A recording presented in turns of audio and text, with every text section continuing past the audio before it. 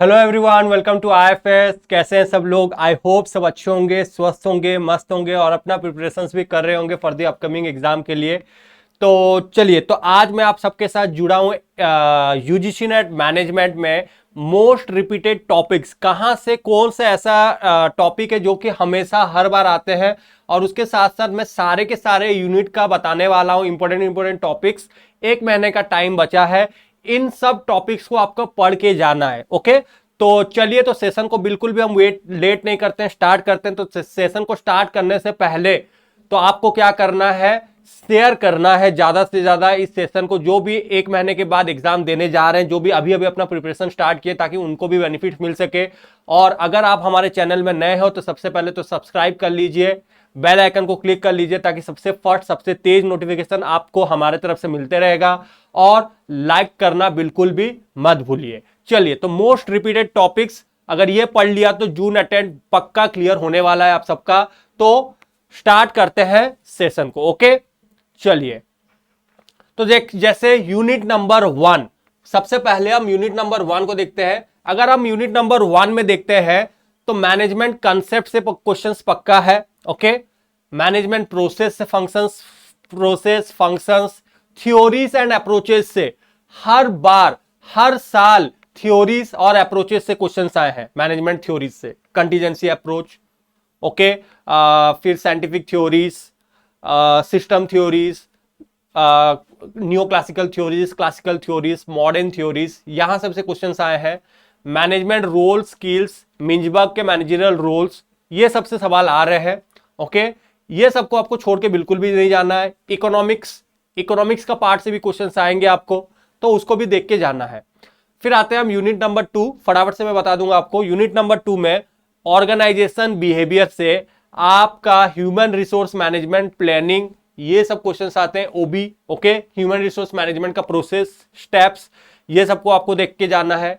Unit number 3 से IHRM, okay, IHRM से international human resource management से क्वेश्चंस आएंगे, इंडस्ट्रियल रिलेशन से क्वेश्चंस आएंगे, ओडी ऑर्गेनाइजेशनल डेवलपमेंट से क्वेश्चंस आएंगे।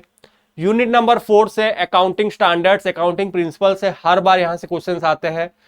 फाइनेंशियल मैनेजमेंट से क्वेश्चंस आएंगे आपके, डिफरेंट डिविडेंड थ्योरी अप्रोचेस से क्वेश्चंस आएंगे, कैपिटल स्ट्रक्चर से क्वेश्चंस आएंगे। जितने भी थ्योरीज आप देख रहे हो, जितने भी थ्योरीज आप पढ़े हो फाइनेंस में, वहां से तो क्वेश्चंस फिक्स्ड है आपका।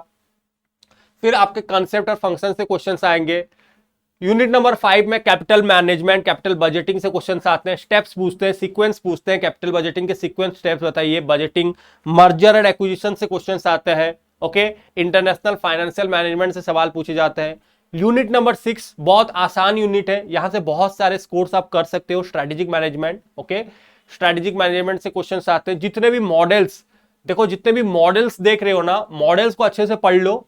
और जितने भी सीक्वेंस वाले आपने पढ़े हैं, जितने भी आप सीक्वेंस देख रहे हो, वो सीक्वेंस को भी छोड़ के जाना नहीं है, क्योंकि सीक्वेंस वाले सवाल ज्यादा पूछे जा रहे हैं, तो सीक्वेंस से भी क्वेश्चंस आएंगे। फिर उसके बाद आपका प्रोडक्ट और मार्केटिंग से क्वेश्चंस आते हैं, प्रोडक्शन फंक्शंस, मार्केटिंग से क्वेश्चंस आते हैं, फंडामेंटल क्वेश्चंस पूछे जाते हैं, marketing concepts, okay, marketing orientation से सवाल आते हैं, केस स्टडी बेस्ड क्वेश्चंस पूछ देते हैं यहां से। फिर यूनिट नंबर 7 से ब्रांड मैनेजमेंट से क्वेश्चंस आते हैं, branding, types of branding, different प्रक्रिया ब्रांडिंग के, वहां से सवाल आते हैं। लॉजिस्टिक्स और सप्लाई चेन मैनेजमेंट से सवाल आते हैं, कहां से, logistics and supply chain management से। Types of marketing, okay, marketing warfare से भी सवाल पूछते हैं, तो मार्केटिंग वॉरफेयर को भी आपको देख के जाना है।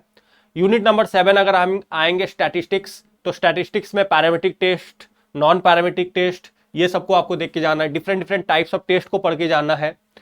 फिर आपके प्रोडक्शन फंक्शंस में लेआउट से क्वेश्चंस आते हैं, फिक्स्ड पोजीशन लेआउट क्या होता है, ओके, लाइन लेआउट क्या होता है, कंबाइंड लेआउट क्या होता है, लेआउट से सवाल आते हैं। फिर आते हैं हम यूनिट नंबर 9 से, अगर हम देखेंगे आईबी से, इंटरनेशनल बिजनेस से सवाल आते हैं। Modes of entry, okay, entry mode से सवाल पूछे जाते हैं, मोड्स ऑफ एंट्री, किस तरीके से आप एंटर कर सकते हो फॉरेन मार्केट में। फिर उसके बाद आपको ट्रेड ब्लॉक्स से क्वेश्चंस पूछे जाते हैं, trade blocks, NAFTA, SAFTA, ASEAN, SAARC, ये सब सवाल पूछते हैं, यहां से आते हैं क्वेश्चंस। फिर उसके बाद इकोनॉमिक इंटीग्रेशन से सवाल आते हैं, ओके। फिर उसके बाद आपको आर्टिफिशियल इंटेलिजेंस से क्वेश्चंस आते हैं, EIS, MIS, DSS क्या होता है, executive support system, decision managerial information support system, decision support system, यहां से क्वेश्चंस आते हैं। डेटा माइनिंग क्या होता है, डेटा वेयरहाउस क्या होता है, ये सब आपको देख के जाना है, यहां से भी सवाल आ जाता है। फिर उसके बाद अगर आगे बढ़े, एंटरप्रेन्योरशिप, एंटरप्रेन्योरशिप से डिफरेंट टाइप्स ऑफ एंटरप्रेन्योरशिप से सवाल आते हैं, मीडियम स्केल, MSME से सवाल आते हैं, टाइप्स ऑफ एंटरप्रेन्योरशिप से क्वेश्चंस आते हैं, डेनहॉफ के क्लासिफिकेशन से आते हैं, डेनहॉफ ने जो क्लासिफाई किया था types of entrepreneurship, drone entrepreneurship, Fabian, innovative, imitative, वहां से सवाल पूछ लेते हैं। गवर्नमेंट के स्कीम्स, पिछले साल पिछले अटेम्प्ट्स में गवर्नमेंट स्कीम्स से सवाल पूछे गए थे, तो गवर्नमेंट स्कीम्स को भी आपको पढ़ के जाना है, गवर्नमेंट स्कीम्स को भी अच्छे से देख के जाना है, गवर्नमेंट स्कीम से भी आपको सवाल पूछे जाएंगे। फिर innovations, different types of theories जितने भी हमने एंटरप्रेन्योरशिप में पढ़े हैं, एंटरप्रेन्योरशिप थ्योरी से भी सवाल आते हैं, जैसे पीटर एफ ड्रकर ने क्या दिया है। फिर उसके साथ साथ स्कम पीटर के इनोवेशन थ्योरी, अब जितने भी थ्योरीज हम देख रहे हो ना, हॉसेल्स के थ्योरी, अब ये सब सवाल यहां से पूछे जाते हैं, तो ये सब को भी आपको छोड़ के जाना नहीं है। MSME रिलेटेड क्वेश्चंस पूछे जाएंगे आपको, सिक इंडस्ट्रीज के बारे में पूछे जाएंगे, मैन होल्डिंग स्टेज क्या होता है, ओके, हैंड होल्डिंग स्टेज क्या होता है, फिर उसके साथ साथ सिकनेस के कॉजेज क्या है, सिकनेस के रेमेडीज क्या है, फिर उसके बाद आपको सवाल गवर्नमेंट स्कीम्स रिलेटेड सवाल पूछे जाते हैं, गवर्नमेंट स्कीम्स। अब MSME सेक्टर्स के लिए कौन से गवर्नमेंट स्कीम्स आए थे, मुद्रा योजना, ये सब डिफरेंट स्कीम्स, योजना, current affairs related questions entrepreneurship से पूछे जाते हैं, तो आपको करंट अफेयर्स के साथ थोड़ा सा अपडेटेड रहना पड़ेगा इस यूनिट के लिए, ओके। तो ये हो गए टोटल आपके सारे के सारे 10 यूनिट्स, जहां से आपको इंपॉर्टेंट टॉपिक्स है, ये सबको आपको बिल्कुल छोड़ के जाना नहीं है, ये सब यूनिट को आपको, ये सब टॉपिक्स को आपको अच्छे से देख के जाना है। एंटरप्रेन्योरशिप इंट्राप्रेन्योरशिप के बीच में क्या डिफरेंस होता है, इसको भी देख के जाना है अच्छे से, ओके। तो ये होंगे आपके टोटल सारे के सारे 10 यूनिट्स के बारे में मैंने बता दिया, ये सबको आपको अच्छे से पढ़ के जाना है। चलिए, तो अगर आप जून 2023 एग्जाम देने जा रहे हो तो फ्री टेस्ट सीरीज आप दे सकते हो, डेली एवरी संडे होते हैं, ऑल इंडिया चैलेंज लेवल में फ्री टेस्ट सीरीज आपके लिए अपलोडेड है वहां पे, तो जाइए मॉक टेस्ट दीजिए। तो उसके लिए आपको क्या करना पड़ेगा, IFS ऐप में रजिस्ट्रेशन करना पड़ेगा। उसके साथ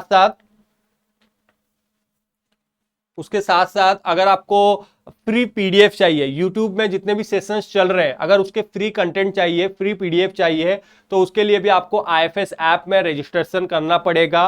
साथ ही साथ आप डेली बेसिस में संडे टेस्ट दे सकते हैं, वहां पे टेस्ट सीरीज अपलोडेड है in the form of test, आप टेस्ट दे सकते हो वहां पे। पेपर 1 के भी बहुत सारे क्वेश्चंस अपलोडेड हैं, पेपर 2 के भी क्वेश्चंस अपलोडेड हैं, वो सबको आप जाइए एंड दीजिए, एंड डेफिनेटली मैं गारंटी के साथ बता रहा हूं बहुत ही फायदे होंगे आपके लिए, ओके।